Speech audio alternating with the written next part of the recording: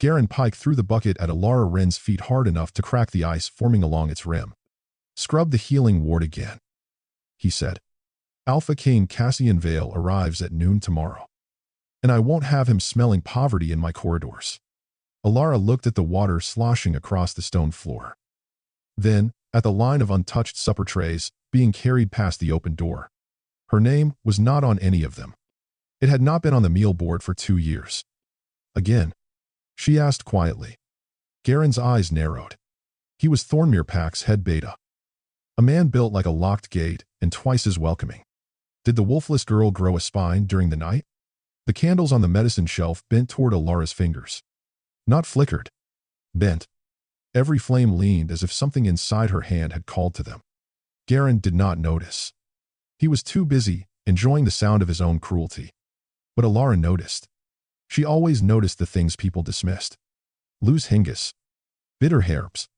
A child's fever before the healer admitted it. The way lies changed the temperature in a room. She curled her fingers into her palm until the candle flame straightened. "No," she said. "I only asked because the East Nursery still needs feverwort." Garen gave a dry laugh. "The East Nursery has real wolves to worry about it." One of the pups was coughing before supper. Then let his mother worry. His mother is on border watch. That made him pause. But not from guilt. Guilt required an inner door he had sealed long ago. He stepped closer, lowering his voice. "You keep forgetting your place. Elara, your parents are gone. Your wolf never came. Thornmere feeds you when it remembers, shelters you when it must, and lets you remain because Alpha Regent Merrick is merciful." Merciful. Elara almost smiled. Merci. In Thornmere. Meant sleeping beside the laundry hearth when winter split the windows. Mercy meant eating whatever remained after warriors and ranked families had taken second helpings. Mercy meant being sent into sick rooms, storerooms, and storm drains because no one important should have to breathe dust. She bent, picked up the bucket, and dipped the brush into cold water. Garen watched until her knees touched stone. Then he left. Only when his footsteps faded did Elara move quickly. She crossed to the medicine cabinet, opened the lower drawer without a sound, and took 3 sprigs of feverwort wrapped in brown paper. She hid them inside her sleeve. Not for herself. Never for herself. For the little boy in the East Nursery who had tried not to cough because his mother had told him brave pups did not make trouble. Elara returned to the floor before anyone passed the door.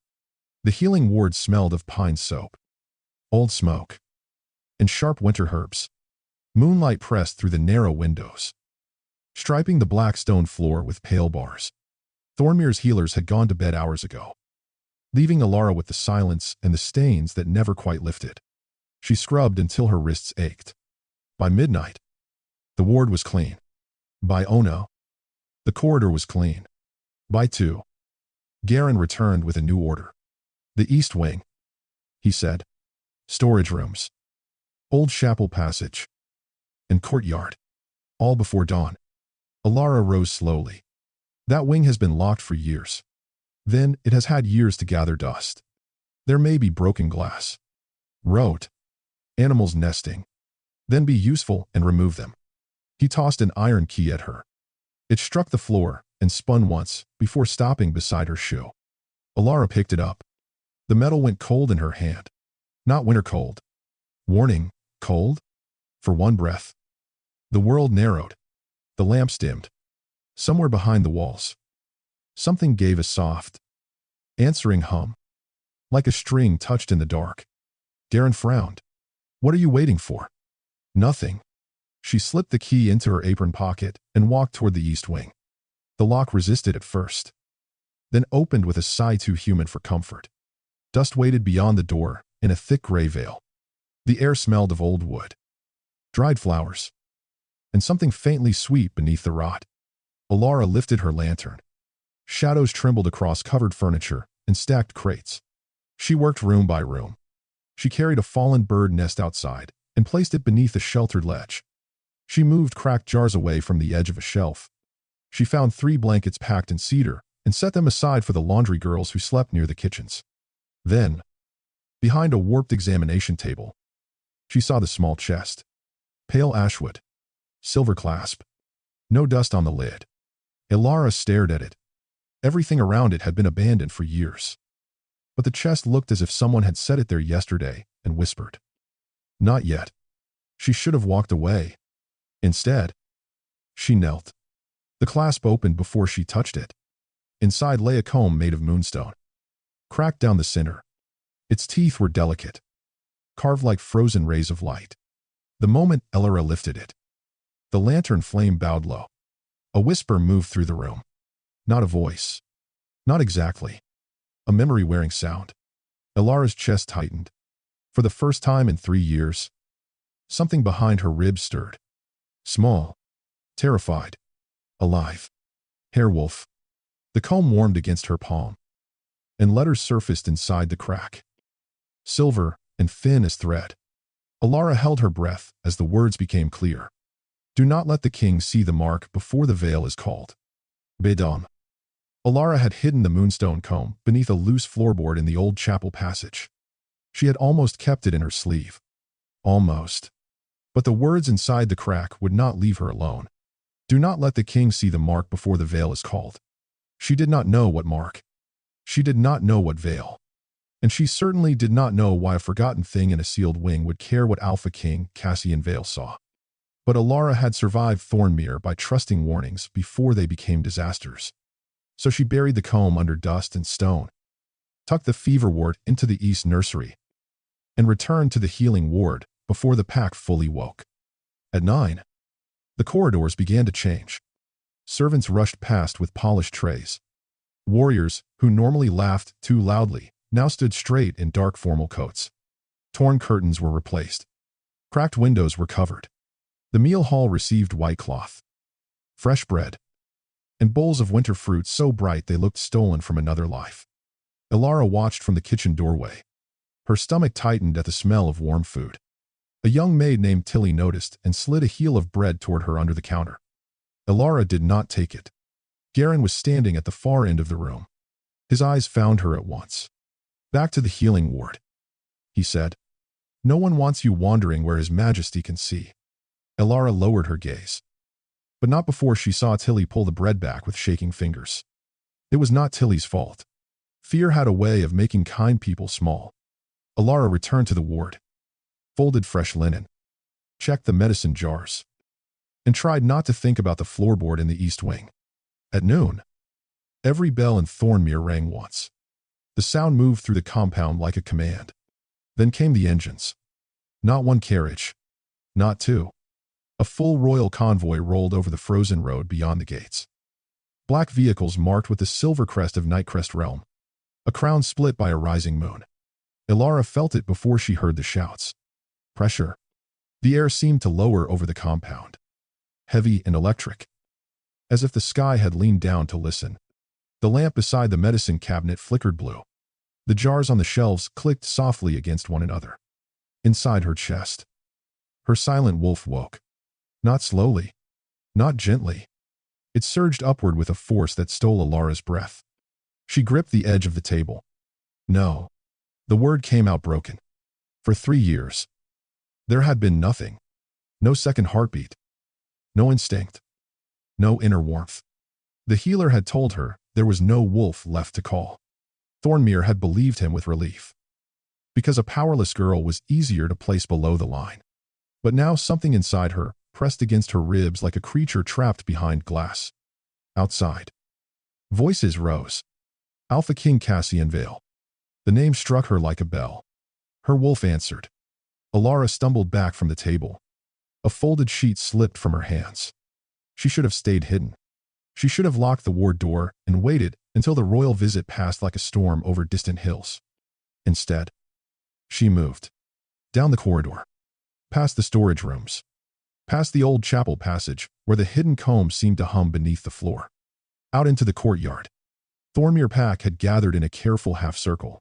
Merrick Holt stood at the center, smiling the smooth smile of a man who had swept his sins beneath rugs and expected guests not to lift them.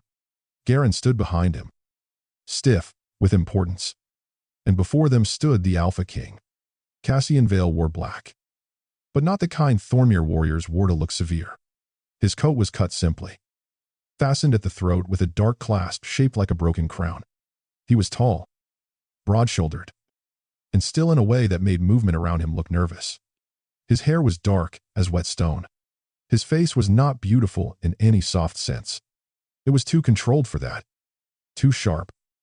Too marked by restraint. His eyes were a pale, dangerous gray, like winter light on a blade. Elara stopped at the edge of the courtyard.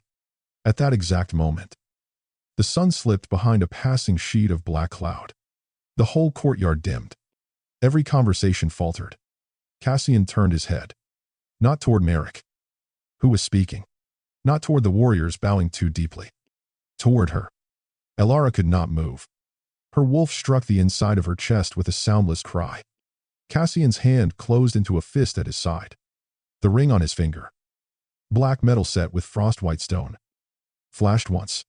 Then, a thin veil of ice spread across it. His expression did not change much. Only his eyes did. They fixed on Elara as if the world had narrowed to the torn hem of her gray dress. The soap burns on her hands, the braid slipping over her shoulder, and the stubborn way she remained standing when every instinct told her to disappear. Merrick followed his gaze and stiffened. "Your Majesty," he said quickly. "Forgive the interruption. That is only Elara Wren, a ward servant. Wolfless. She should not be here. Only." The word landed with old weight. Cassian took one step forward. The courtyard went silent enough for Elara to hear a raven beat its wings from the chapel roof. "Wolfless," Cassian repeated. Garen gave a short bow. "Yes, Your Majesty. Harmless. She lost her wolf years ago. We keep her out of charity." Elara's fingers curled. The lamp flames inside the ward windows bent toward her. Cassian saw. So did Merrick. For the first time since Elara had known him, Alpha Regent Merrick Holt looked afraid. Cassian's gaze dropped to Elara's hands, then lifted to her face. He did not command her to come closer. He did not reach for her. He only looked. And the cold royal ring on his hand cracked with a soft, unmistakable sound. Then he turned to Merrick. "When?" the Alpha King asked, his voice quiet enough to make every wolf listen harder. "Did she last eat at your table?" No one answered the king. The courtyard held its breath. Merrick Holt's smile remained, but it no longer reached his eyes. "Your Majesty, I'm sure there has been some misunderstanding. Elara is assigned according to her rank. Thornmere follows the old meal order." "The old meal order," Cassian repeated. His voice stayed calm. That made it worse. Elara had seen angry alphas before. They barked. They threatened. They filled rooms with heat and noise until everyone smaller bowed to survive it. Cassian Vale did not raise his voice. He simply removed his gaze from Merrick and looked again at Elara. The pressure in Elara's chest sharpened. Her wolf pressed forward. Not in fear now, but in recognition so fierce it almost hurt. The bond between them was not a ribbon. Not a song.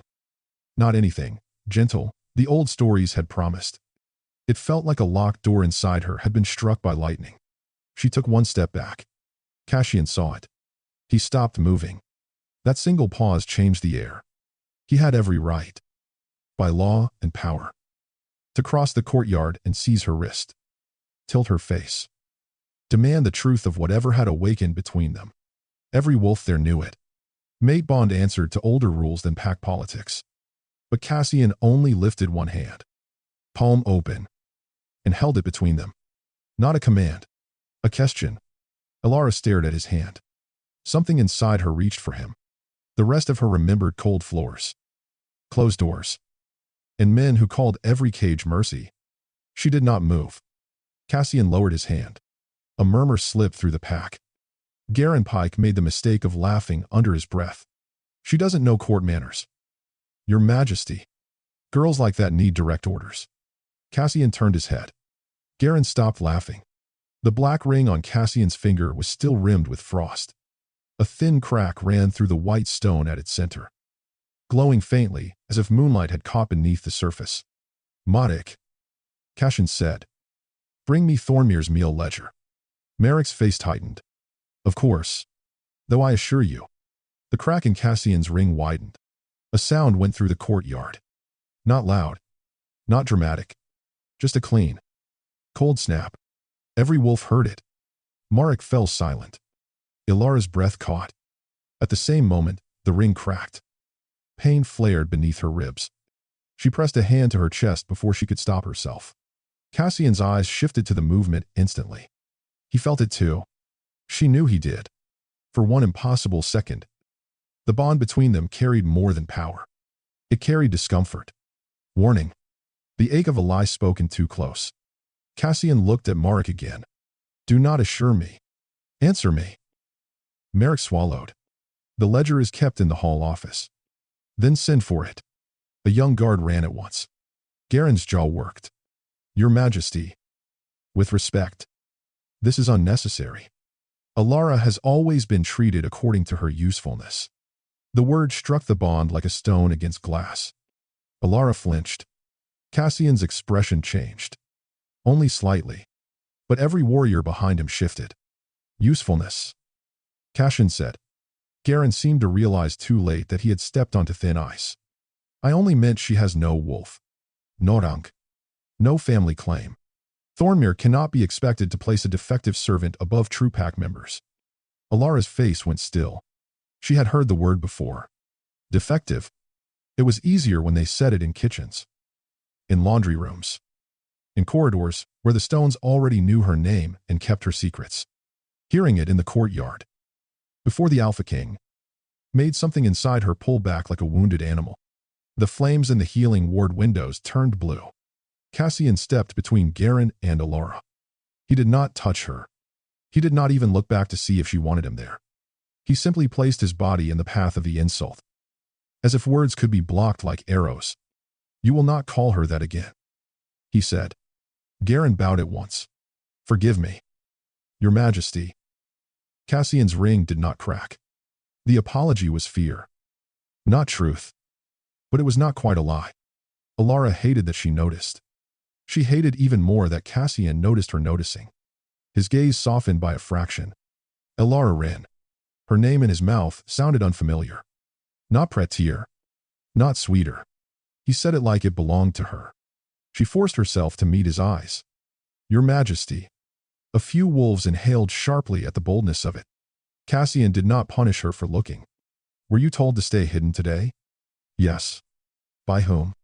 Elara looked past his shoulder. Garen's face had gone hard. She could answer. She could expose him. She could let the king's anger fall where it belonged. But Tilly was in the kitchen. The laundry girls still slept by the cold hearth. The feverish pup in the East nursery still needed another dose before evening. If Elara became the reason Garen was humiliated, he would not strike back at Cassian. He would choose softer targets. So she said, I have work left in the healing ward. Cassian studied her. The courtyard waited for him to misunderstand. He did not. You are protecting someone, he said quietly. Elara's throat tightened. I am trying not to make things worse. For yourself. For the ones who cannot survive his attention. The words escaped before she could call them back. Garen's face darkened. Marek spoke quickly. Your Majesty. She is exhausted. She exaggerates. Wolfless Omegas often develop strange fears after trauma. The ring on Marek's hand cracked. Not Cassian's. Marek's own contract ring split down the center. A pale line of light opened through the black metal. The courtyard erupted in whispers. Marek stared at his hand as if it belonged to someone else. Cassian did not look surprised. He looked confirmed. Enough. The Alpha King said. The word did not thunder. It settled. And Thornmere bowed beneath it. Cassian faced the pack. Then turned slightly, so Elara was no longer behind him. But beside the space he had made. By authority of the Nightcrest Crown. Thornmere Pack is under royal investigation. No ledger will be altered. No servant moved. No Omega punished for speaking. Garen went rigid. Marek's smile died at last. Cassian's gray eyes swept over them all. Before this night ends, he said, I will know exactly what you buried beneath the word mercy. Cassian Vale did not take Elara to the king's quarters. He did not take her to the council hall. where men with clean hands would decide what her suffering was worth. He took her to a guest chamber at the end of the west corridor, where the windows faced the pine ridge, and the door had a lock on the inside. That was the first thing Elara noticed. Not the velvet curtains, not the carved bed, not the silver basin filled with steaming water, not the tray of food waiting on the table, heavy with bread, broth, sliced pears, and a little dish of honey. The lock. Inside. Cassian noticed her noticing. "You may use it," he said. Elara stood just past the threshold. Hands folded so tightly, her fingers ached. "Against you. Against anyone." A strange answer. A dangerous one. Kings did not hand doors to girls who had spent years being told they belonged in hallways. Behind them, the royal guard who had escorted them shifted as if the statement made him uncomfortable. Cassian turned his head slightly. "Leave us." The guard bowed and stepped out. The door closed. Elara did not move farther into the room. Cassian stayed near the wall, far enough away that she could breathe. His black coat was still dusted with frost from the courtyard. Though the afternoon sun had warmed every window, the cracked ring on his finger had gone quiet. But Elara could not stop glancing at it. "Sit," he said. Her spine stiffened. The ring flashed pale. Cassian stopped. He looked down at his own hand. Then, at her face. Something like regret passed through his eyes. Quick and controlled.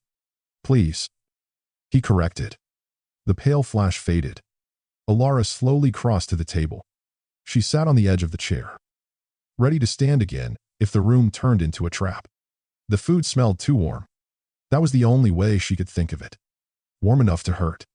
"You should eat," Cassian said. She looked at him. He turned away. Not dramatically. Not with disgust. He simply faced the window, giving her the privacy to be hungry without becoming a spectacle. Elara's throat tightened before she could stop it.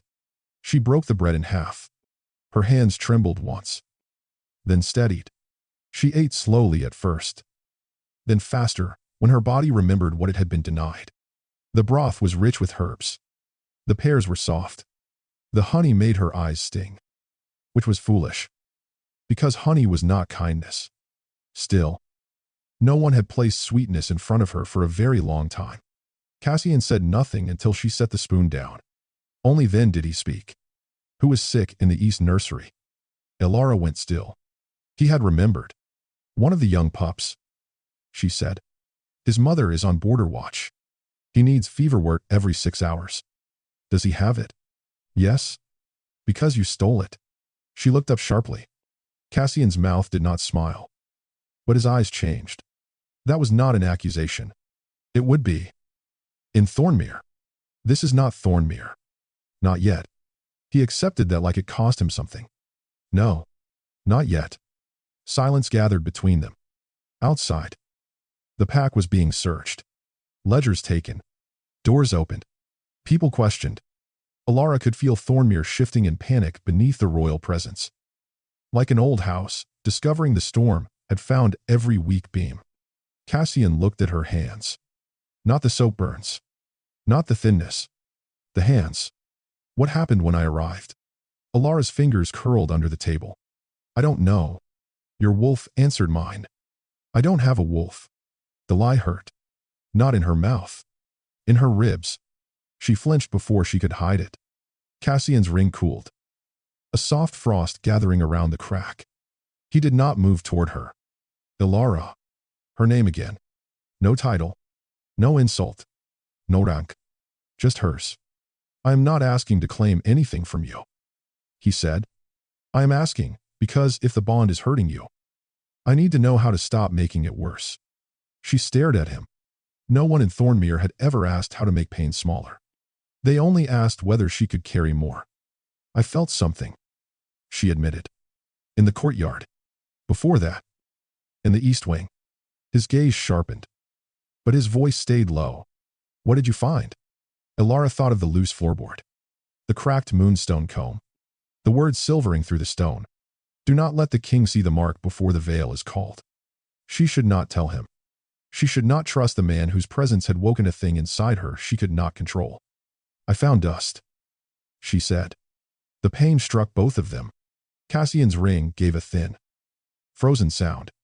Elara pressed a hand to her chest. Cassian gripped the edge of the windowsill, so hard the wood creaked. But he did not call her a liar. He did not demand the truth. Instead, he said, "Then keep your dust until you are ready." That was worse. Kindness with no hook in it. Elara looked away first. Exhaustion came for her suddenly. Heavy and merciless. She had worked through the night. Stood before the pack. Eaten more than her body knew what to do with. And felt her dead wolf move beneath her bones. The room blurred. "Elara," Cassian said. She tried to stand. "I need to go back." The ward. No. The word froze the room. The ring flashed. Cassian closed his eyes for one breath. Then, he opened them and stepped back from his own command as if it had burned him. "You are allowed to rest," he said carefully. "No one will enter unless you permit it. The pup will receive his medicine. I will see to it myself." She wanted to argue. Instead, her body betrayed her. Elara sat back down, then lowered her head into her hands for only a moment. Only a moment. When she opened her eyes, the room had darkened. A blanket covered her shoulders. The food tray was gone. The door remained locked from the inside. And Cassian Vale was asleep in the chair beside the door. Not in comfort. Not like a king. But like a guard who had chosen the least important place in the room, so she could have the safest one. Elara watched him for a long time. Then the loose floorboard beneath the old chapel passage, grown somewhere far away. The moonstone comb was calling. Sleep took her before she could stand. In the dream, she was a child again. Moonlight flooded a room she did not remember. Her mother, Elara Wren, knelt before her, braiding Elara's hair with trembling hands. The cracked moonstone comb shone between them. Whole, now. Bright as a captured moon. "Elara," her mother whispered. "Listen to me. Not every king who finds you will see you." Outside the window, wolves howled beneath a black sky. Maris pressed the comb into another woman's hands. An old witch in a gray veil. "Hide here, wolf," Maris said. "Hide the mark. Hide everything until he proves the crown can kneel." The witch's eyes filled with sorrow. "And if the king commands?" Maris kissed Elara's forehead. "Then let the veil refuse him." The dream shifted. Maris looked directly at Elara. Older now. Not as memory, but as warning. "Hide her, wolf, until a king kneels," she said. "Not until a king commands." Elara woke with a gasp. The fire had burned low. Dawn silvered the window. Cassian was gone. But the chair still faced the door. Her wrist ached. She pushed back her sleeve. Beneath the skin, just above the pulse, a pale royal mark shimmered, like mist caught under moonlight. Elara covered it at once. A knock came at the door. Not Cassian's. The voice outside was rough, familiar, and far too pleased. "Elara," Garen Pike said softly. "Open up. I know what your mother was." Elara did not open the door. Her hand stayed over the pale mark on her wrist. Fingers pressed tight enough to hurt. Outside, Garen Pike waited. "Elara," he said again. Softer this time. "You think the king can protect you from what you are." The room seemed to grow colder. Elara looked toward the chair Cassian had slept in. Empty now. But the door was still locked from the inside. Cassian had left her safety in her own hands. So she used it. "Go away, Garo. I'll pause." Then, his laugh came low through the wood. That almost sounded like courage. "No," Elara said. It sounded like a locked door. Silence sharpened. For one terrible second, she thought he would force his way in. Instead, boots approached from the far end of the hall. A royal guard spoke. "Step away from the queen's chamber." Elara froze. "Queen." The word did not fit her. It was too heavy. Too bright. Too dangerous. Garen's voice changed at once. "I was only checking on the girl." "The girl has a name." That voice was Cassian's. Elara closed her eyes. The pressure in her chest loosened. Not because she felt safe, exactly. But because someone powerful had said what she had spent years swallowing. "The girl has a name." A moment later, Cassian knocked. Not once. Twice. Elara, he said, through the door. The pack trial begins in the Black Hall. You do not have to attend. Her hand tightened over the mark. That was the easier answer. Stay hidden. Let kings and alphas speak over the shape of her life. But hiding had never saved her. It had only made her easier to erase. I'm coming, she said. When she opened the door, Garen stood between two royal guards. His face pale with fury. He was too afraid to show. Cassian did not look at him. His gaze went first to Elara's face, then to the hand, still covering her wrist. He noticed. Of course, he noticed. But he did not ask. Walk beside me, he said. Not behind. Beside. The Black Hall of Thornmere had never looked smaller. Every ranked wolf had gathered beneath the high beams. Warriors lined the walls. Elders sat stiffly near the stone hearth. Omegas had been placed at the back. As always, half hidden in shadow, Elara saw Tilly there, twisting her apron in both hands. She saw the laundry girls. She saw the mother from Border Watch holding her feverish pup against her shoulder. His breathing calmer now. Elara kept walking. Merrick Holt stood before the Alpha King's temporary table with a stack of ledgers beside him. His contract ring was wrapped in a strip of cloth. But light still leaked through the crack. Cassian sat only after Elara had been given a chair. The hall noticed. Merrick noticed most of all.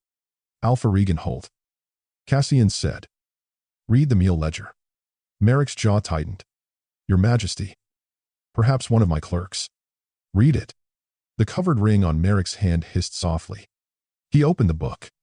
Names filled page after page. Warriors. Ranked families.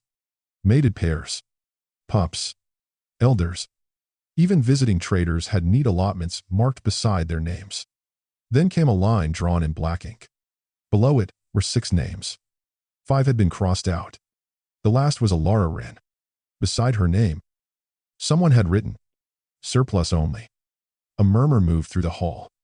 Elara sat very still. She had known. Of course she had known.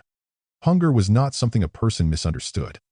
But seeing it written down in a tidy hand, stored in an official ledger, made the shame lift from her shoulders and settle where it belonged. On the ones who had named neglect policy, Cassian's face went cold. Work ledger. Another book opened. Merrick read assignments in a voice that grew thinner with each page. Night ward. East drains. Winter stores. Quarantine rooms. Broken roof. Chapel passage. Courtyard before royal inspection. Cassian asked, "Who authorized these hours?" Merrick did not answer. The cloth around his ring turned white with frost. Garen shifted against the guards. Cassian looked at him. "You." Garen lifted his chin. She had no rank. Someone had to do the work. The bond between Cassian and Elara tightened sharply. Pain flickered through her ribs. Cassian's fingers curled against the table. Elara stood. Every eye turned. Her knees wanted to tremble. She did not allow them. "Garen is right about one thing," she said. Someone had to do the work. Cassian looked up at her. But he did not interrupt. Elara faced the hall. "I cleaned the ward because the healers left before the floor was safe. I carried feverwort because pups do not stop coughing just because their mothers are on patrol. I took blankets from storage because 3 laundry girls slept beside a dead hearth. I stole food twice." Gasps rose. She kept going. Once for Tilly, when she fainted after a double shift. Once for Mrs. Vale's pup after he shifted too early and could not keep Roth down. The mother in the back began to cry silently. Elara did not look away from the pack. "I did not do it because I was obedient. I did it because Thornmere taught me that if I waited for permission, someone weaker would suffer first." The hall went silent. Cassian stood slowly. Beside the hearth, an elder woman whispered. "Maris used to speak like that." Merrick's head snapped toward her. Cassian heard. "Maris who?" No one answered. Elara felt the mark beneath her sleeve warm. The elder's face had gone gray. "Maris Wren." The Black Hall changed. Not loudly. Not visibly. But old fear passed through the ranked wolves like wind under a closed door. Merrick slammed the ledger shut. This is enough. Her mother is irrelevant. Cassian's ring flashed. Elara's wrist burned cold. A crack opened across Merrick's cloth-wrapped contract ring. Bright enough that everyone saw. Cassian's voice lowered.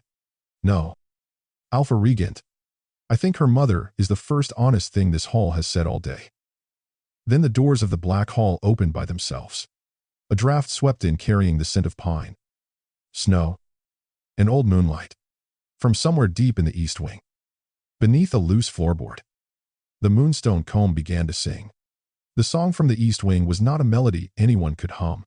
It was thinner than that, older, a silver note slipping beneath the doors of Thornmere's black hall, curling around ankles, touching every contract ring in the room until each one gleamed with a pale, uneasy light.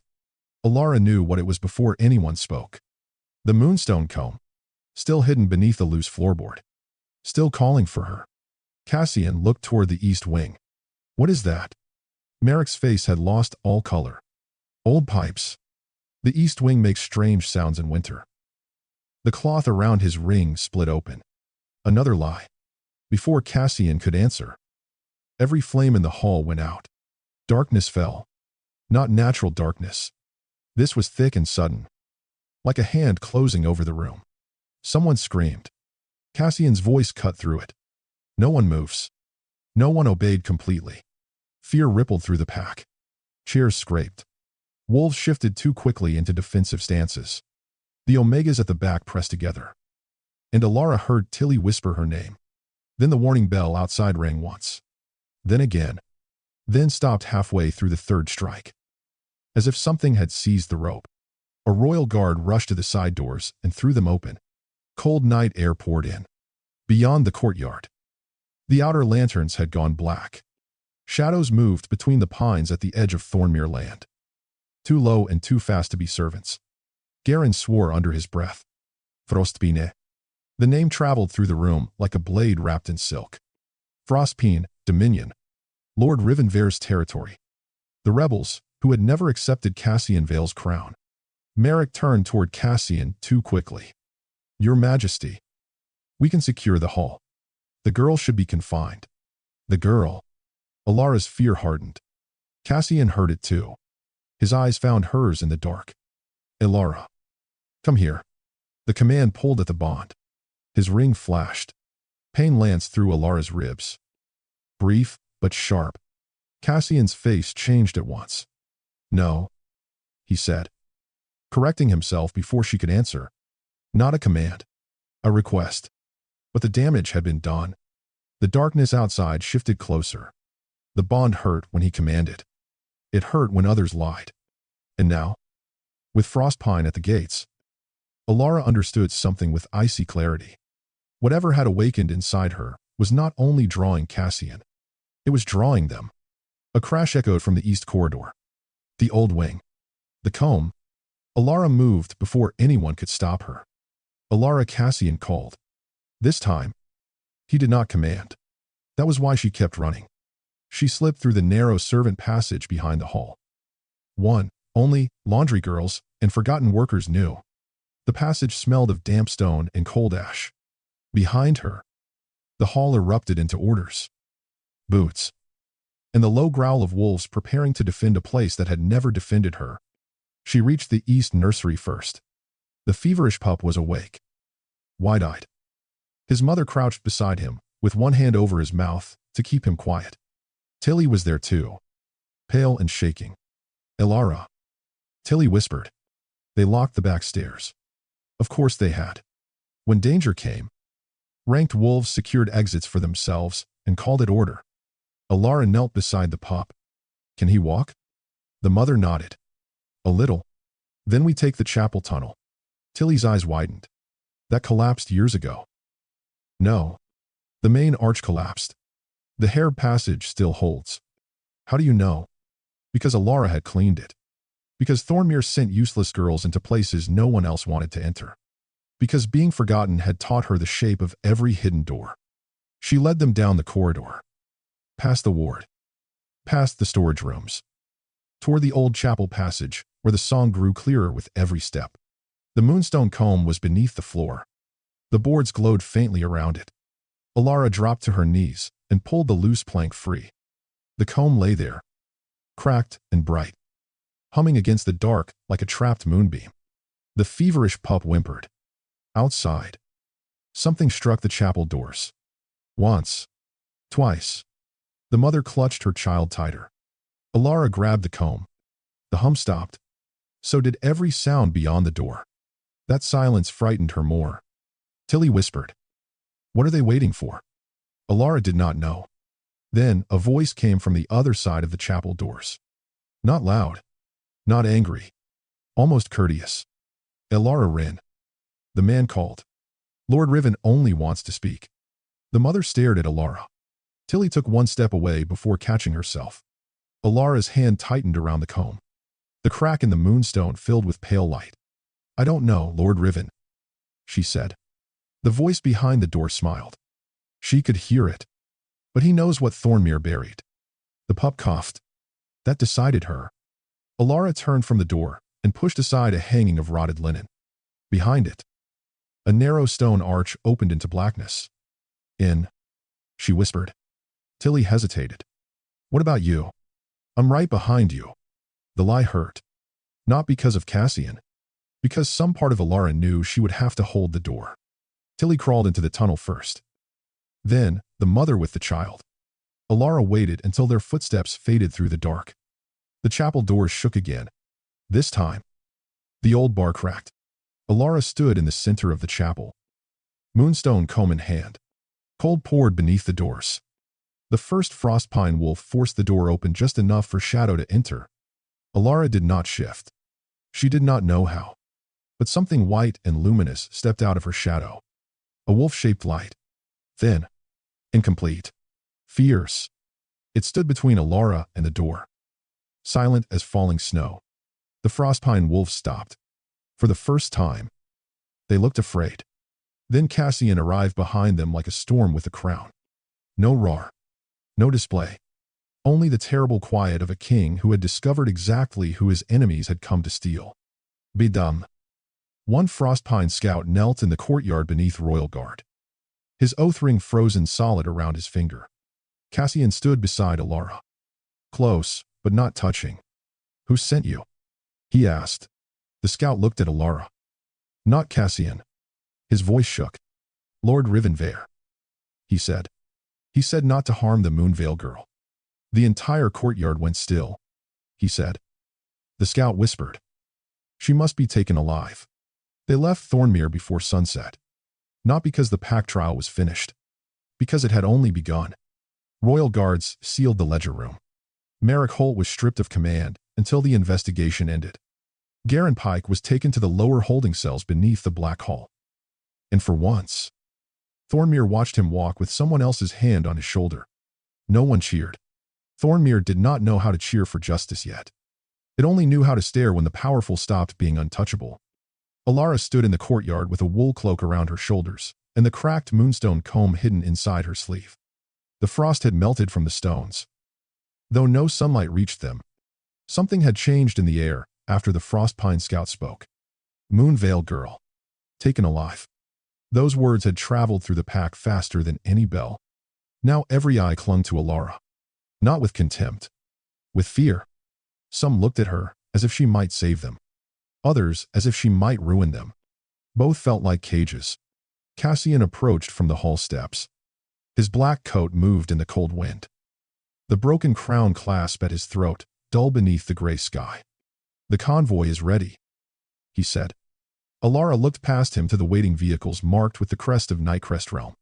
A crown split by a rising moon. "I didn't agree to go." Cassian stopped. Behind him, one of his royal guards shifted. Surprised.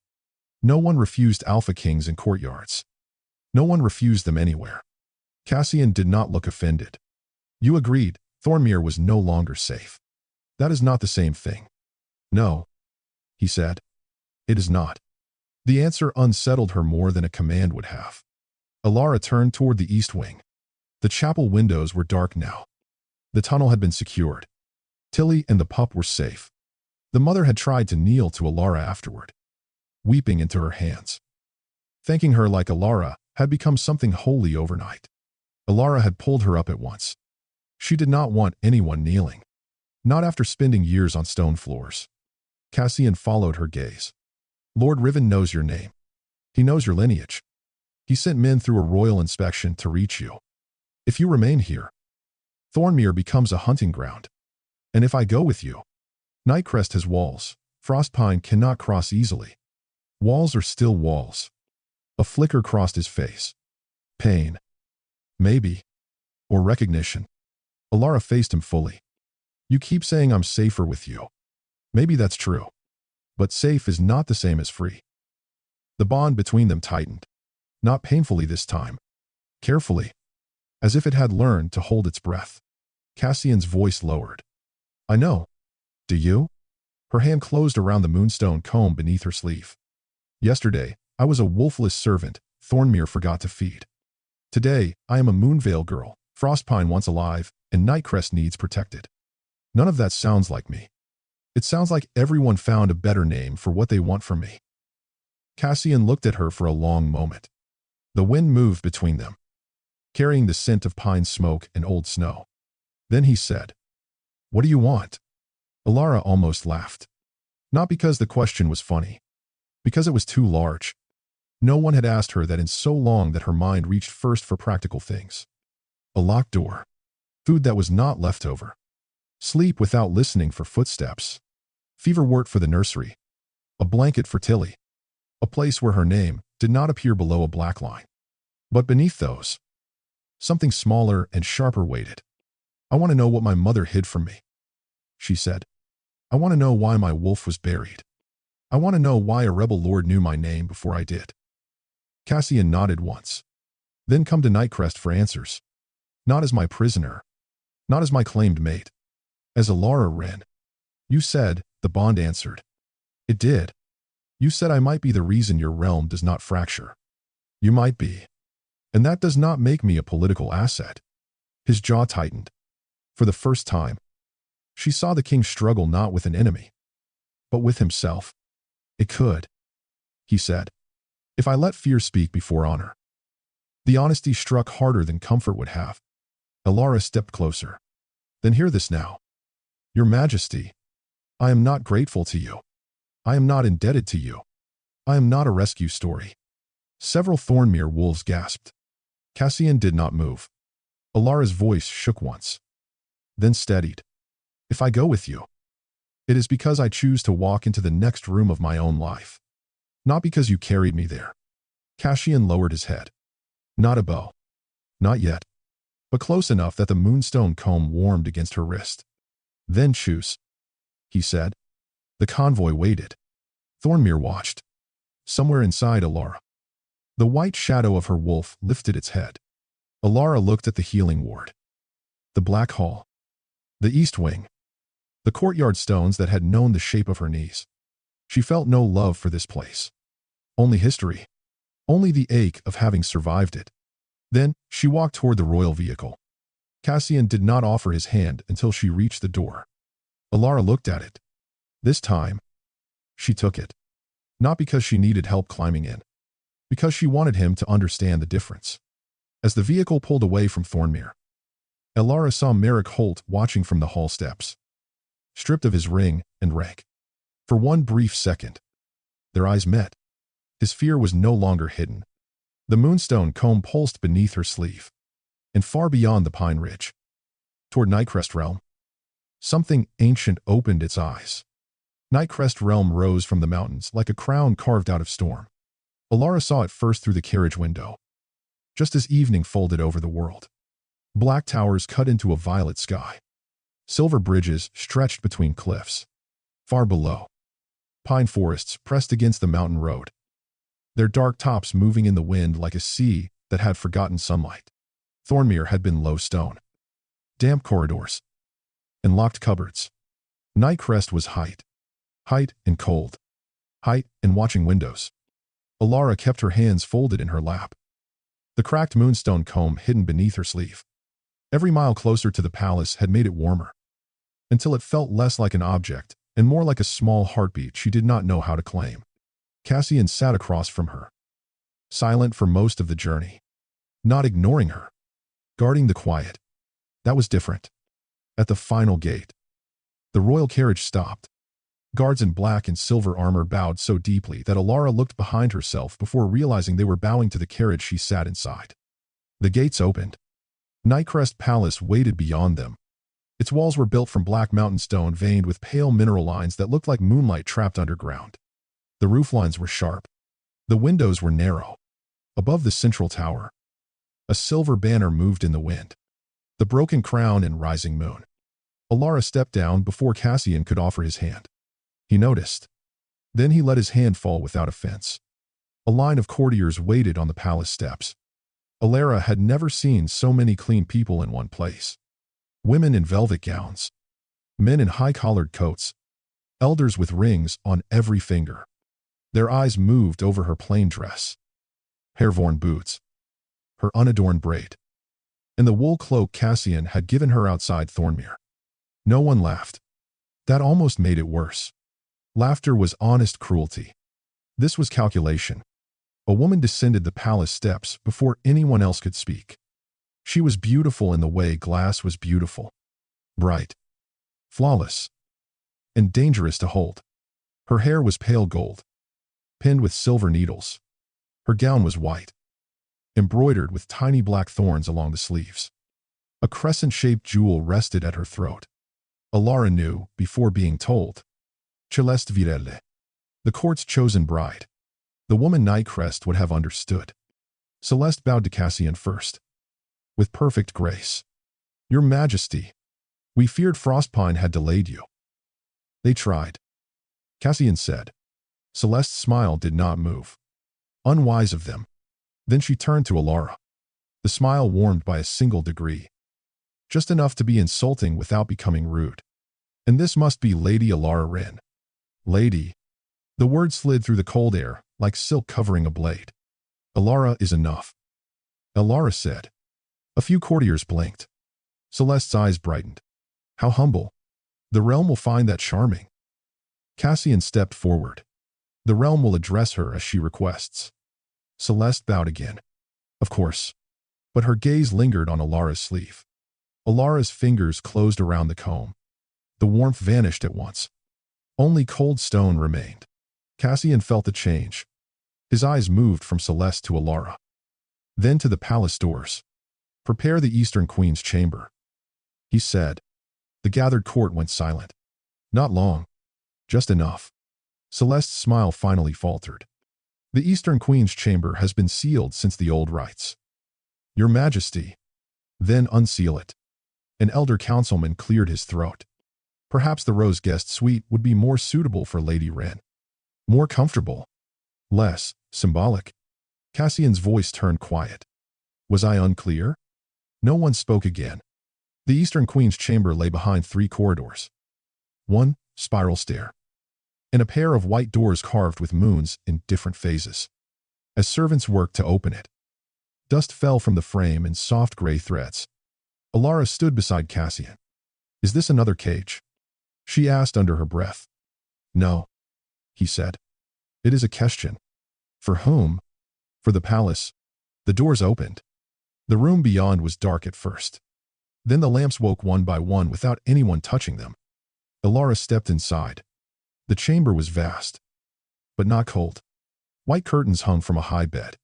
A writing desk stood near the window. Shelves lined one wall. Empty, except for a bowl of dried lavender and a silver hand mirror turned face down. But it was the far wall that stopped her. A tapestry stretched from ceiling to floor. It showed a woman standing behind a veil of moonlit silk. Her hair was dark. Her face was turned slightly away. In her hand, she held a moonstone comb. Elara forgot to breathe. The woman was not identical to her. Not quite.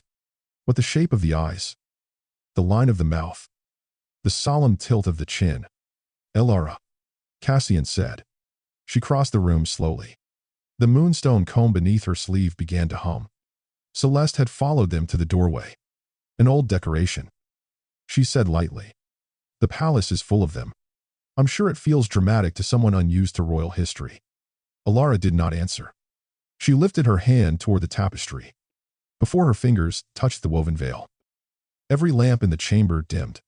The woman in the tapestry turned her head. The courtiers gasped. Celeste stepped back. Cassian went utterly still. Thread by thread, the image changed. The woven veil lifted. Silver letters formed beneath the woman's feet, bright enough to cast light across Elara's face. The Moonveil Rite was never completed. The chamber emptied slowly. No one wanted to be first to leave after a dead tapestry had spoken. Celeste Varel recovered before the rest of them. She touched the crescent jewel at her throat and let out a soft, polished laugh. "Well?" she said. "Old magic does enjoy theatrics." Elara turned from the wall. The silver words still shone beneath the woven woman's feet. The Moonveil Rite was never completed. Celeste's smile thinned when Elara did not answer. Cassian stood near the door, his face unreadable, but his ring had gone white with frost. And that told Elara more than his expression did. Whatever those words meant, he had known enough to fear them. "Leave us," Cassian said. This time, no one argued. Courtiers bowed. Councilmen retreated.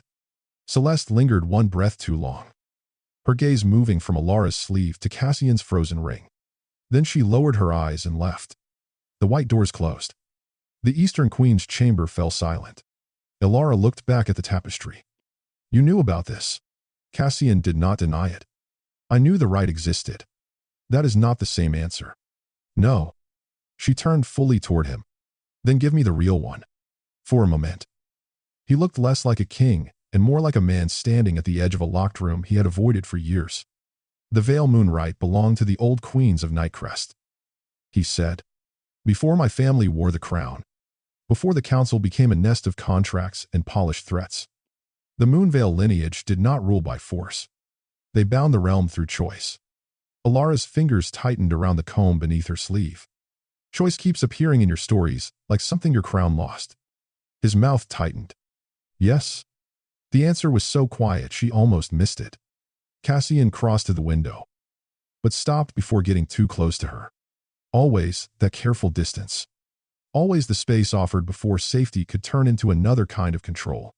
"My ancestor wanted the Moonveil Queen's power," he said. "Not her trust, not her wisdom, her power." He believed if she completed the rite with him, every pack beneath the mountains would obey the veil crown without question. Elara stared at the woven woman behind the veil. What did he do? He commanded her to kneel. The lamps dimmed. Not from wind, from memory. Elara felt the room reject the words. Cassian continued, his voice lower. The rite broke. The Moonveil Queen vanished before the court could force her again. Some say she walked into the chapel and became moonlight. Some say her guards smuggled her descendants into the lesser packs. My family called it treason. And the curse. Cassian looked down at the ring on his hand. The hollow crown curse began that night. Every Alpha King in my line inherits it. Every time we use the crown to command where we should protect, something human is taken. Elara's anger cooled into something more dangerous. Understanding. What does it take? Memory first. Names. Faces. Small kindnesses. Then restraint. Then mercy. His voice did not shake. But the frost on his ring spread to his knuckles. My father forgot my mother's voice before he died. My grandfather forgot the faces of his own pups. The old stories say the final king will remember only hunger, power, and the throne beneath him. Elara took one step closer before she realized she had moved. Cassian's eyes lifted to hers. That is why you correct yourself, she said. When you command me. Yes. That is why you did not drag me from Thornmere. Yes. And if I complete this rite with you. His jaw flexed. It could break the curse. Could. Or it could finish what my ancestor began if I fail to honor the law of it.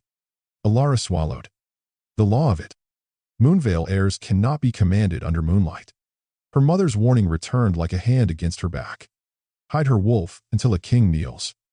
Not until a king commands. Is that why you brought me to this chamber? She asked. Because you need me to save you. Cassian turned from the window then. For the first time since she had met him. He looked wounded. Not offended. Wounded. No. He said. I brought you here because the palace needed to answer to you, not the other way around. The words entered her quietly. Too quietly. Elara looked away before they could settle too deep. On the table near the bed, the silver hand mirror lay face down. She crossed to it and turned it over. The glass did not show her reflection. It showed a black crown resting on a silver throne, frost crawling over each point. Cassian went still behind her. That crown is real, she said. Yes. Where is it? In the throne room. Why does it look like it is freezing from the inside? He did not answer quickly enough. Elara turned.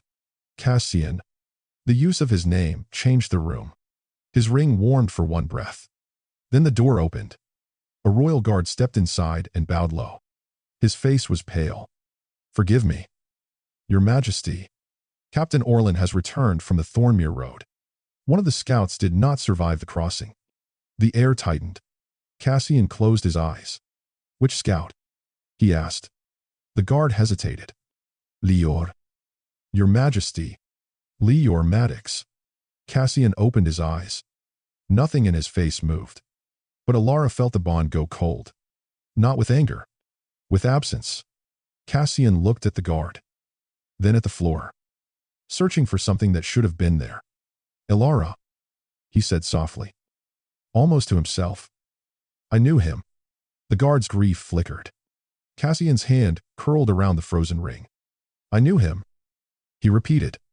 His voice lowered. But I cannot remember his face. Far away. Deep inside Nightcrest Palace. Something heavy cracked. The silver hand mirror turned black. And in the throne room below, the hollow crown gathered frost. The Moonveil Chapel stood behind the palace, where the mountain split into two black ridges. No guards followed Elara there. Cassian had offered. She had refused. He had not asked twice. That was why she still felt the weight of him at her back. Even after leaving him in the Eastern Queen's chamber, with a frozen ring and a memory he could not reach. Some men followed by force. Cassian followed by restraint. It was harder to resent. The chapel path was narrow, half buried beneath snow and silver weeds. Moonlight covered the stones in a thin, ghostly skin. Every step made the moonstone comb pulse against Elara's palm. At the chapel door, an old woman waited. She wore a gray veil over white hair braided with black thread. Her face was lined, but her eyes were bright and sharp, like stars seen through winter branches. Elara Wren, the woman said. Elara stopped. You know me. I knew your mother. The words struck deeper than any command. Elara's fingers closed around the comb. Ira Thorn Sybil. The witch inclined her head. Some still call me that. Others use worse names. Did you hide my wolf? Yes. No excuse. No softening. Just yes. Elara stepped closer. Did you make Thornmere look at me like I was empty? Era's expression tightened. No. I only hid what would have made worse people find you sooner. That sounds like something people say when they want forgiveness without explaining the harm. The chapel doors opened behind Era, without touch. Inside, the air smelled of candle smoke, lavender, and old rain. White silk hung from the rafters in torn strips, moving, though there was no wind. At the far end stood a cracked altar of pale stone. Era entered first. Elara followed because anger was easier when it had somewhere to walk. On the altar lay 6 objects. A spool of silver thread, a child's wooden horse, a broken crown pin, a strip of white veil, a blackened oath ring, and an empty cradle charm. Elara stared at them. What are these? Pieces of the night your mother chose to save your life. The chapel seemed to lean closer. Era lifted the silver thread. Maris Wren was not born to Thornmere. She was Maris of the Moonveil lineage, last keeper of the Vale Moonrite. She married into hiding because Frostpine had begun hunting every rumor of her family. My father, a guard of the old chapel, a good man, quiet, stubborn. He loved your mother enough to become ordinary for her. Elara's throat closed. She had expected secrets of power, not love, not ordinary love. The kind that hid in small houses and lullabies. Era touched the strip of white veil. When Lord Riven learned a Moonveil child had been born, Your mother came to me. She knew he would not stop. She knew Thornmere's leaders could be bought by fear. Marek knew. Merrick suspected. Garen heard enough. Neither understood the whole truth. But they knew you were worth more than they admitted. The words settled like ice. Elara thought of the meal ledger. Surplus only. They had not forgotten her by accident. They had kept her weak because a weak girl was easier to hide. Easier to sell. Easier to deny. Her wolf stirred. A low white ache beneath her ribs. Ira watched her carefully. Your mother asked me for the lullaby seal. What is that? A spell woven into song. Memory. And moonlight. It does not destroy a wolf. It folds the wolf inward until the right vow calls it out again. Elara's voice thinned. The right vow. Not a king's command. Not a mate's claim. Not a council's need. Era looked toward the torn silk above the altar. Your mother was very clear. Your wolf would wake only when a crown proved it could kneel. Elara laughed once. Bitter and quiet. So everyone had a rule for my life, except me. Era did not look away. Yes.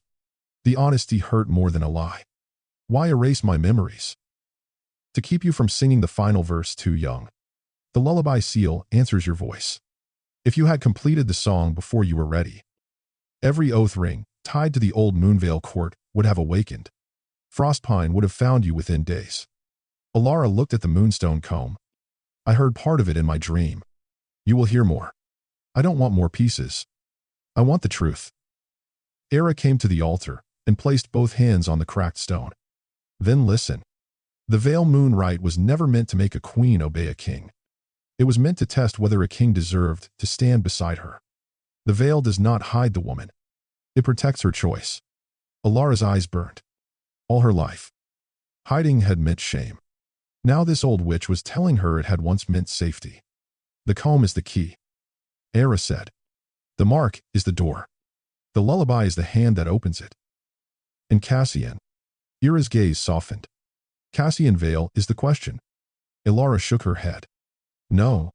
I am tired of being someone's answer. Good. Ira said. Then you may survive being Moonveil. For the first time. Elara had no reply. Era lifted the comb and slid it carefully into Elara's dark hair. The crack filled with pale light. A song rose in Elara's throat before she could stop it. Soft. Broken. Familiar. The first line her mother had sung in the dream. The second came from nowhere and everywhere at once. When Elara sang it, the chapel windows flashed silver. Far away, inside Nightcrest Palace. Every contract ring rang once. Then, on by on, they cracked. By morning, Nightcrest Palace had learned to fear the sound of breaking rings. It began in the lower kitchens, where a baker's oath ring split while he swore he had never hidden flour from the winter stores. Then, in the guard barracks, where a lieutenant's silver band cracked after he claimed he had never sold patrol routes to Frostpine scouts. By noon, the council chamber glittered with broken metal. Fragments of oath rings had been gathered into a black bowl at the center of the long table. No one touched it. No one sat too close. Elara stood at the far end of the chamber with the moonstone comb in her hair. She had tried to remove it that morning. The comb had refused. Not by force. Not painfully. It had simply gone, weightless beneath her fingers. As if it had decided it belonged where her mother once intended it to rest. Cassian sat at the head of the table. The hollow crown before him instead of on his head. That, more than anything, frightened the council. A king without his crown made them nervous. A king who placed it on the table like evidence made them furious. Lord Halvin, the oldest councilman, rose with both hands braced on his cane. Your Majesty, this cannot continue. Cassian looked at the bowl of cracked rings. Honesty. Hoss. Halvin snapped. Then, he remembered who he was speaking to and lowered his voice. The realm is built on oaths. Alliance. Marriage contracts. Trade vows. Military pledges. If Lady Wren's presence can break every bond in Nightcrest, then she is not a blessing. She is a threat. A low murmur of agreement moved through the chamber. Elara kept her hands still. She had learned in Thornmere that nervous fingers looked like guilt to people eager to find it. Celeste Varel sat near the window in a gown, the color of winter roses. Her oath ring remained perfect on her finger. Smooth black metal with a white stone at its center. Too perfect. Elara noticed because the moonstone comb grew cold whenever Celeste smiled. Celeste lifted her eyes to Cassian. No one blames Lady Wren for what she is. But we must be practical. The realm needs stability. Frostpeen is watching. Thornmere is disgraced. Half the northern packs are whispering that the old Moonveil power has returned. And your solution? Cassian asked. Celeste folded her hands. Marry me. The chamber went silent. Elara did not move. But the words entered her like winter water. Celeste continued. Calm and graceful. Not for affection. For order. The council already approved the match before Lady Wren was discovered. I have the lineage. The education. The court trust. Let me stand as queen in public. Her gaze shifted to Elara. Lady Wren can remain protected as a sacred witness. A symbol of the old rite. Honored. Housed. Kept safe. Kept. The word brushed Elara's skin like a locked door. Cassian's ring frosted. No. He said. The single word shook the lamps. Elara felt the curse stir. Not outside him. Inside. A cold pressure filled the room. And for one frightening moment, Cassian's eyes seemed less gray than silver. Too distant. Too empty. The hollow crown on the table gathered frost along each jagged point. He was protecting her. And it was hurting him. Elara stepped forward. Cassian. His gaze snapped to her. The frost slowed. She saw the effort it cost him to breathe around his own power. Let me answer, she said. The council erupted at once. This is not her place. She has no training. She does not understand the crown. She cannot be allowed to test us like servants. Elara turned toward them. I was a servant.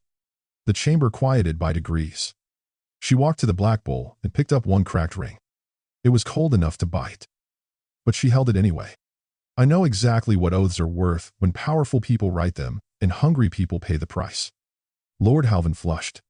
Lady Wren. Elara, she said. He stopped. She placed the broken ring back into the bowl and drew the cracked moonstone comb from her hair. The chamber lights bent toward it. I am not here to break honest vows.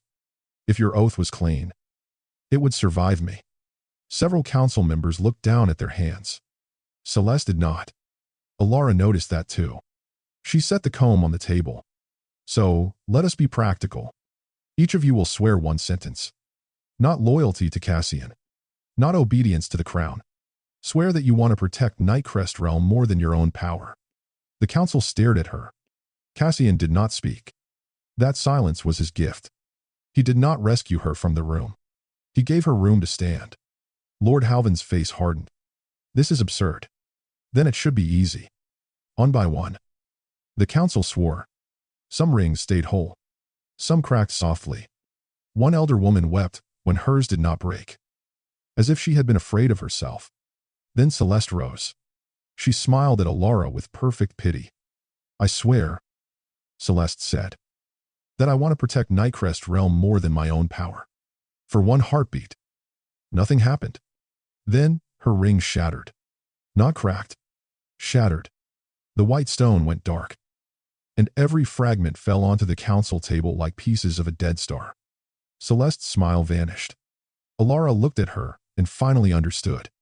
The fake Luna had not feared chaos. She had feared being seen. Celeste Varel did not scream when her ring shattered. That would have made her look guilty.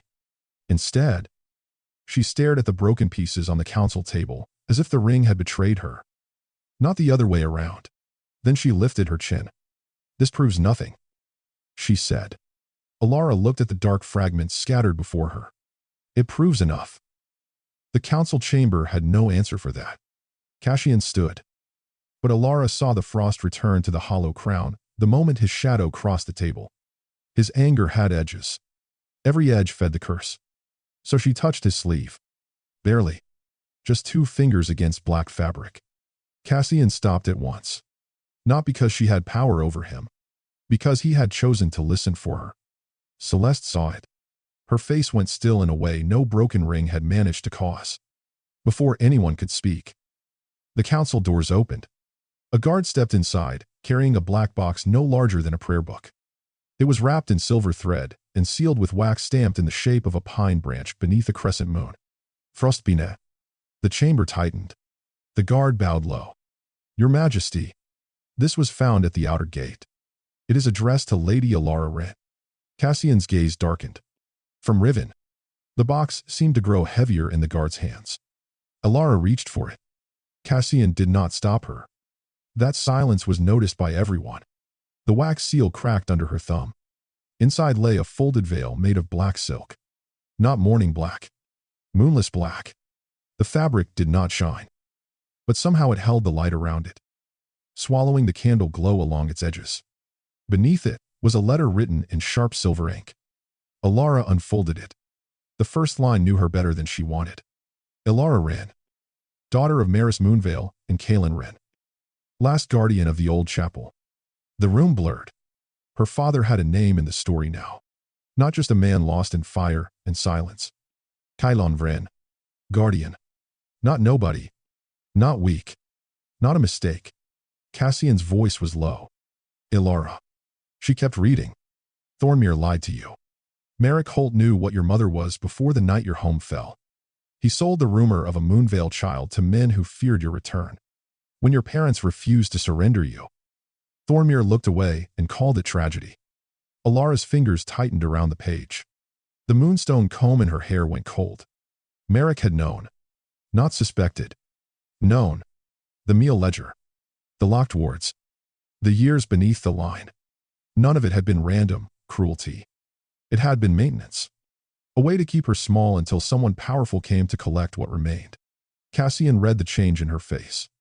I will have Merrick brought here, he said. The hollow crown flashed white. Elara looked at it, then at him. No. The word surprised them both.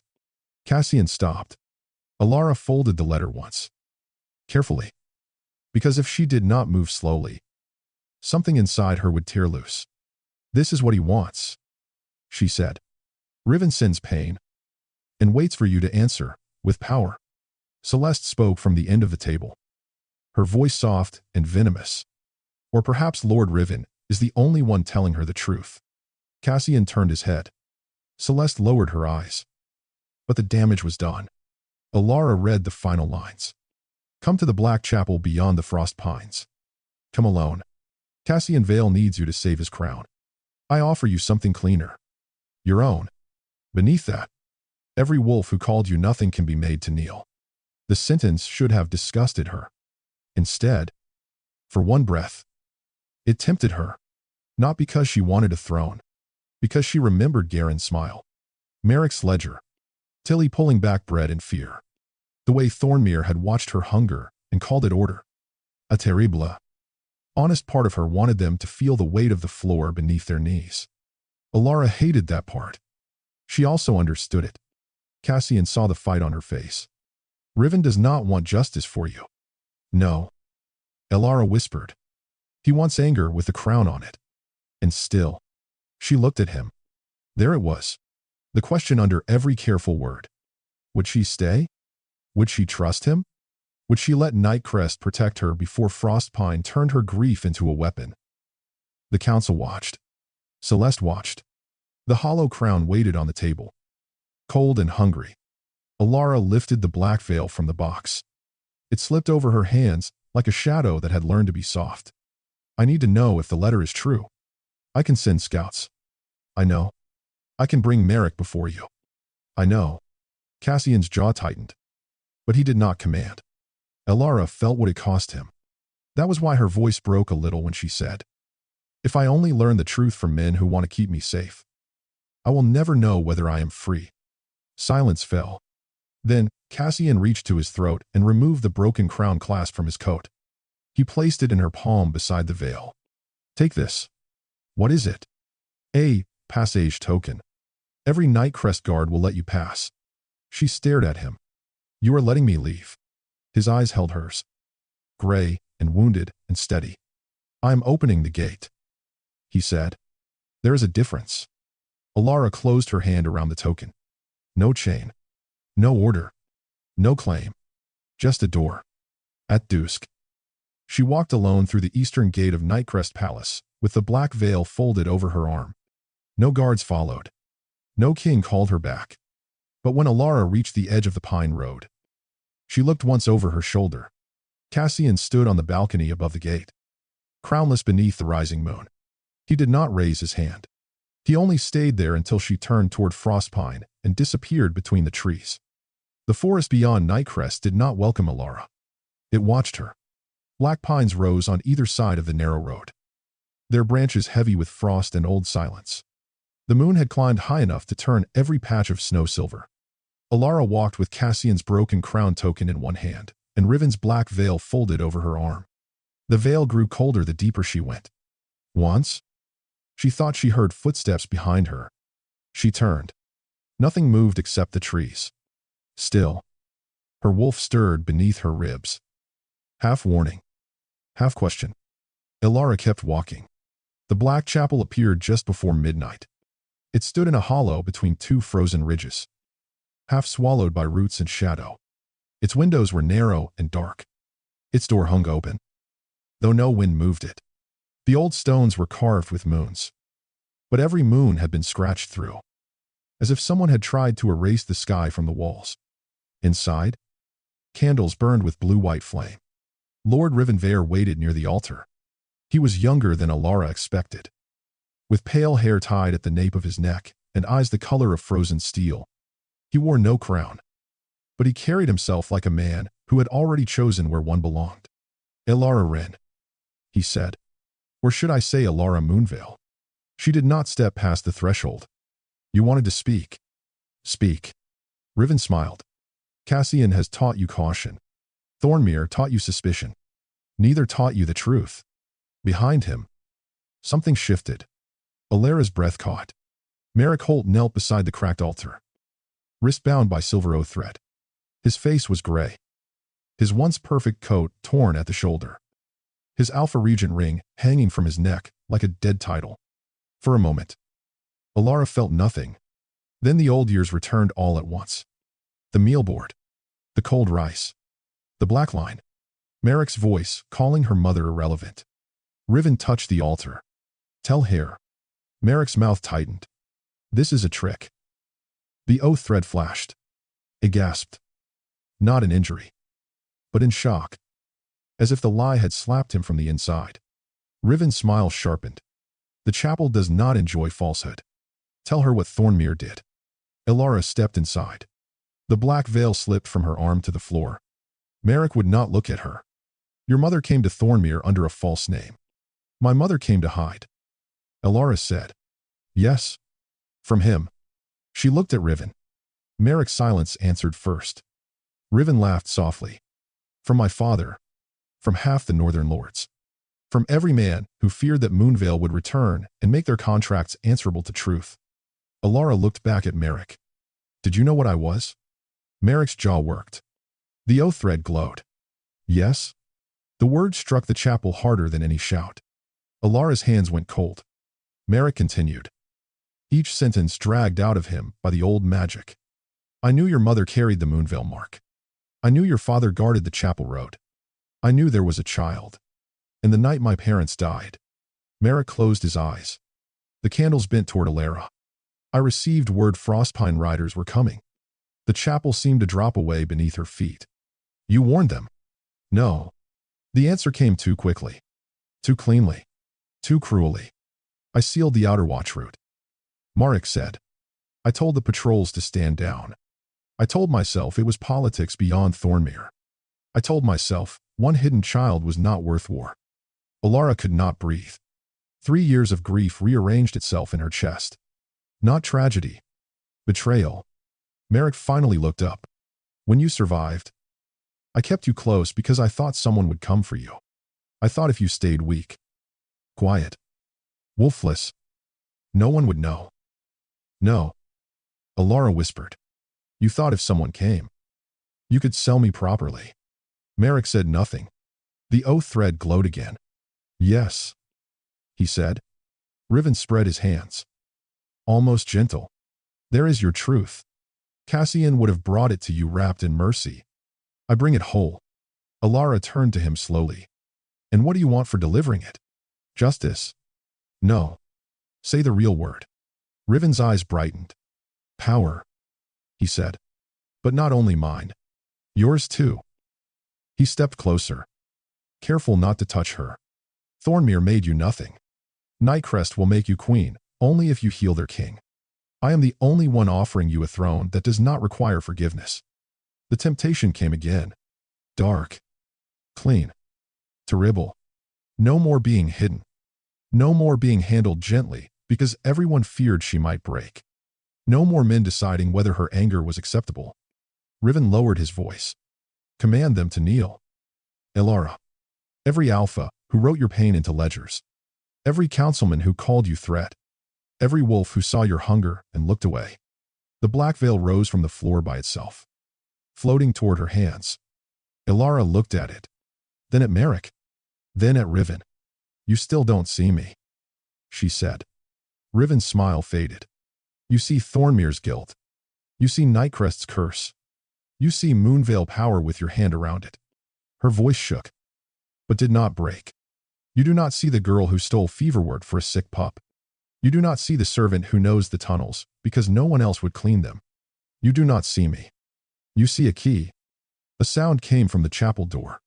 Not footsteps. A crown clasp touching stone. Cassian stood outside the threshold. He had not entered. He had not crossed into her choice. Snow clung to his black coat. His face was pale with restraint. In the hollow crown's frost marked his ring like winter trying to climb his hand. Riven's eyes narrowed. Come to claim what is yours. Val. Cassian looked only at Elara. Then, he did the one thing the old chapel had waited centuries to witness. He knelt outside the door and placed his broken crown clasp on the stone between them. I came to return what you gave me permission to hold, he said. Elara could not move. Cassian's voice lowered. Choose yourself first. I will still be here. The black veil trembled in Elara's hands. Then, thread by thread, shadow burned away into moonlight. By the time it touched her shoulders, the veil was white. The black chapel did not open for Cassian. It opened for Elara. The white veil settled over her shoulders. No longer shadow. No longer a gift from Riven. No longer a trap dressed as justice. It was thin as moonlight and cold as first snow. But it did not hide her face. It framed it. Riven stepped back from the altar, his confidence breaking by inches. You don't know what you are doing. Elara looked at him. That makes two of us. Then she walked past him. Not toward Cassian. Not toward Marek. Toward the cracked altar at the center of the chapel, where torn silk hung from the rafters, and every carved moon on the wall began to glow. The moonstone comb in her hair mended with a soft silver click. Elara lifted both hands to it, but stopped before removing it. Her mother had left this for her. Not as a crown. As a reminder. A woman could carry a lineage without letting it carry her. Outside the chapel doors, Cassian remained on one knee. Snow gathered on his shoulders. His head was bowed, but not in defeat. In waiting. The old magic saw him. So did Elara. The floor beneath her feet brightened. Silver lines spreading across the black stone in the shape of a circle. Words appeared along its edge. Written in a language Elara had never learned, but somehow understood. The veil protects choice. The moon remembers names. The crown must kneel before the bond may rise. Riven's face twisted. He is performing humility because he needs you. Cassian did not answer. That silence mattered. Elara turned to him. Is that true? Cassian lifted his head. His eyes were pale, with the effort of holding back the curse. Frost had reached his wrist now, crawling from the ring toward the veins beneath his skin. Yes, he said. The chapel shuddered. Riven smiled. But Cassian was not finished. I need you, he said. Voice rougher now. But I do not own the need. I do not get to turn it into a chain. I do not get to call it destiny and make you pay for my crown. Elara's throat tightened. The hollow crown curse rose behind him like a shadow. Not seen with the eyes, but felt in the silence. It wanted him to stand, to command, to take the right before it could refuse him. Cassian's hand closed over the frozen ring. He stayed kneeling. Elara stepped into the silver circle. The white veil lifted around her, though there was no wind. A voice came from everywhere and nowhere. Not Iris. Not Maurice's. Older than both. Name yourself. For one breath. Elara could not speak. Thornmere had named her first. Wolfless. Defective. Surplus only. Frostpine had named her next. Moonveil Girl. Weapon. Claim. Nightcrest had tried kinder names. Lady. Maid. Future Queen. But none of them were enough. Elara looked at Cassian kneeling outside the chapel. At Merrick bound by the truth he had avoided. At Riven, standing with empty hands, where he had expected power to fall into them. Then she said, I am Elara Wren. The circle brightened. She breathed in. I am daughter of Maris Moonveil and Kaelin Wren.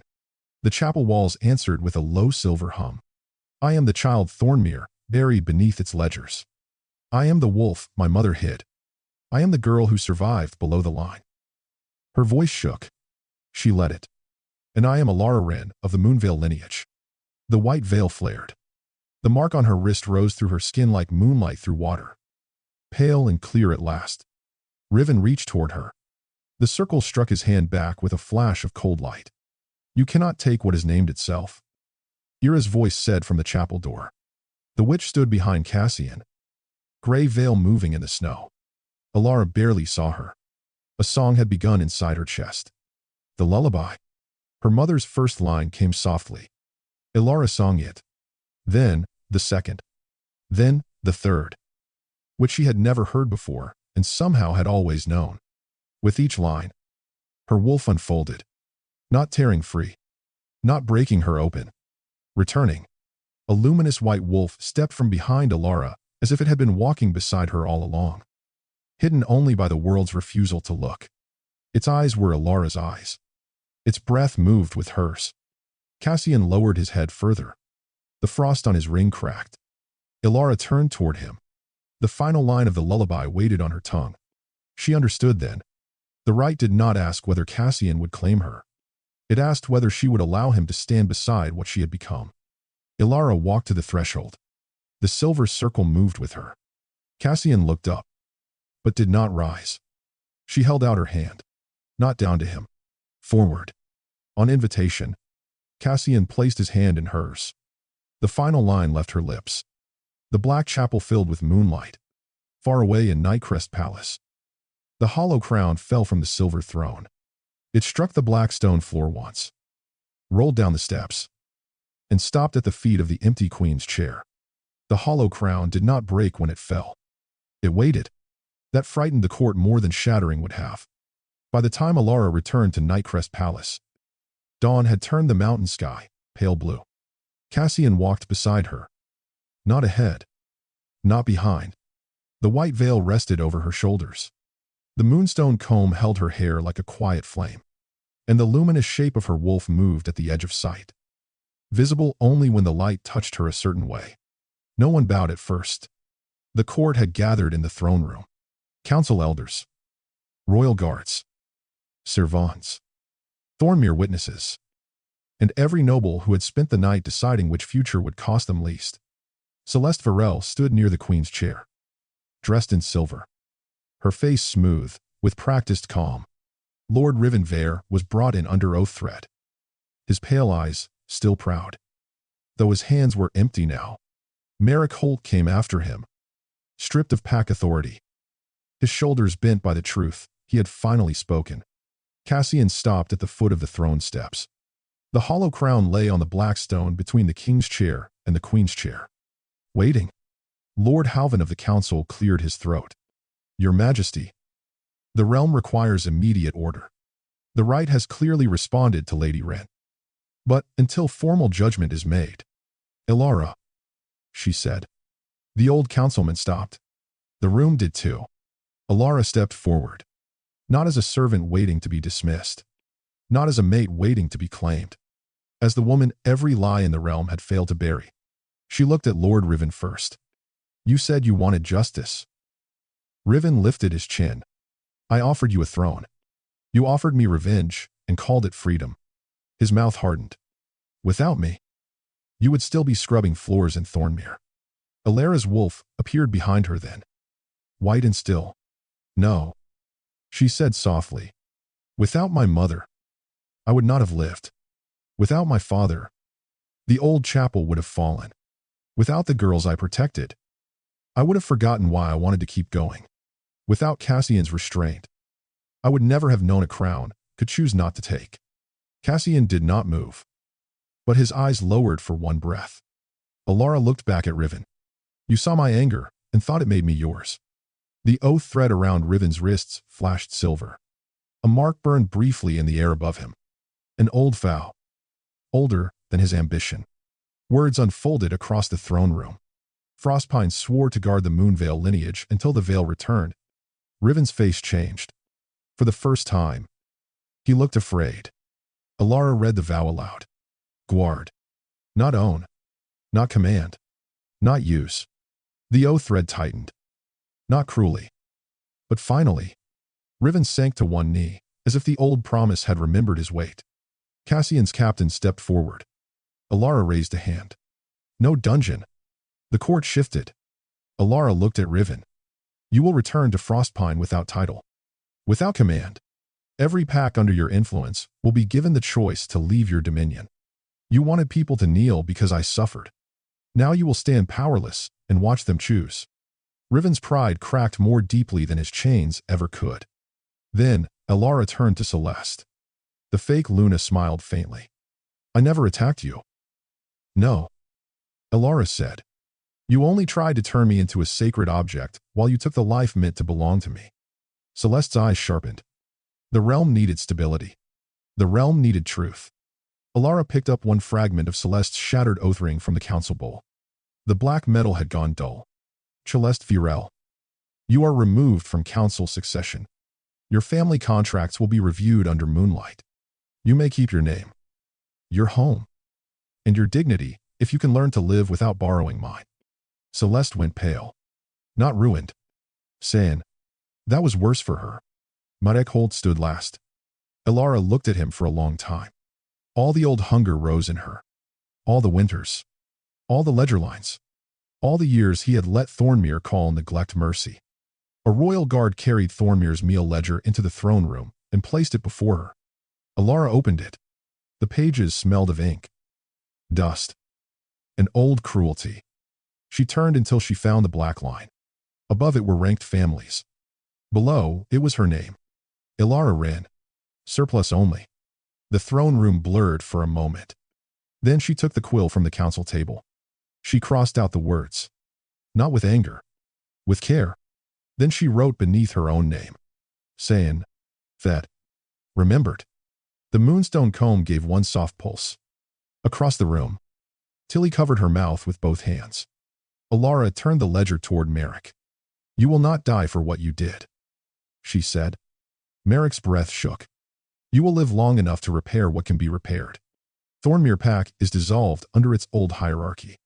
Its Omegas will form the first council. Tilly Vale will supervise the meal ledgers. The laundry girls will choose the new hearth laws.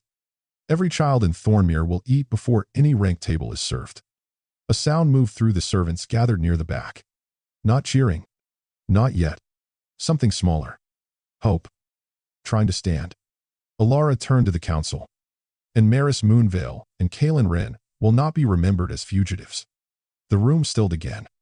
Their names will be carved above the restored chapel gate, she said. Not as traitors. Not as secrets. As the mother who chose her daughter's life over a crown. And the father who guarded a door no one else believed mattered. The white veil over her shoulders stirred once. For the first time, it felt less like a warning, more like a blessing. Only then did Cassian step toward the crown. He bent and picked it up with both hands. For a breath, the throne room braced itself. But the crown no longer smoked with frost. No darkness crawled along its points. The black metal softened to deep silver, and the broken shape at its front shifted slowly, forming not a closed crown, but an open crescent. Then, every oath ring in the throne room rang once. Not cracking. Releasing. Across Nightcrest Palace. The same sound answered from hallways. Kitchens. Barracks. nurseries, and locked council archives. Old false vows dissolved into pale dust. Honest vows remained warm against the skin. The hollow crown curse was not screaming as it ended. It was exhaling. Cassian stared at the crown. Then his face changed. Elara saw the moment memory returned. Lior, Maddox, he whispered. The captain beside him went still. Cassian's voice roughened. He had a scar through his left eyebrow. He laughed whenever he was nervous. He used to send half his pay to his younger sister in the valley. The captain lowered his head. The court did not speak. Cassian closed his eyes for 1 second. When he opened them, he looked less like a cursed king and more like a man who had been given back a piece of himself. Then, he turned to Elara in front of the whole realm. "You owe this crown nothing," he said. "No right can make you take it. No bond can make you stay. If you want freedom, the eastern gate is open." Elara looked at the crown, then at him. "Do you want a queen?" she asked. "Ora cure." Cassian answered without hesitation. "I want you alive, unafraid, and unowned. If the realm receives a queen from that, it is blessed. If I receive a mate from that, I am blessed. But you are not payment for either." The open crescent warmed in his hands. Elara stepped closer. "Then do not crown me, because I saved you." "I won't." "Do not crown me because Moonveil returned." "I won't." She lifted her chin. "Crown me, because I choose to stay." Cassian lowered himself to one knee. This time, before the entire throne room, he held up the crown. Elara took it from his hands and placed it on her own head. The room bowed, not to power forced upon them, to a girl once written below the line, now standing above every lie that tried to bury her. That evening, Nightcrest held a coronation feast. Elara changed the seating herself. The first table was not for nobles. It was for Thornmere's forgotten ones. Tilly, the laundry girls, the nursery mother, the feverish pup now laughing into his bread, and every Omega whose name had once been written beneath a black line. When Tilly saw the chair waiting for her, she began to cry. Elara pulled it out with her own hands. "Sit," she said. Then she smiled. "Small and real. This table remembers you." Outside, snow fell softly over the black stone city. Cassian stood beside Elara on the balcony, close enough that their shoulders touched, far enough that she still had room to breathe. Below them, Nightcrest glowed with silver lanterns. For a while, neither of them spoke. Then Cassian said quietly, "May I stand beside you tomorrow?" Elara looked at him. The bond between them stirred. No longer painful. No longer a door being forced open. It felt like a threshold waiting for her step. She reached for his hand. Not because the right demanded it. Because she wanted to. "Stand beside me tonight," she said. Cassian's fingers closed gently around hers. The moonstone comb warmed in her hair. For the first time, her wolf did not claw, hide, or cry out. It simply breathed with her. And beside her, the Alpha King did not stand like a man who had saved her. He stood like a man grateful he had been allowed to witness her return. This is a fictional story created for educational and entertainment purposes. All characters, places, events, and plot details are products of imagination.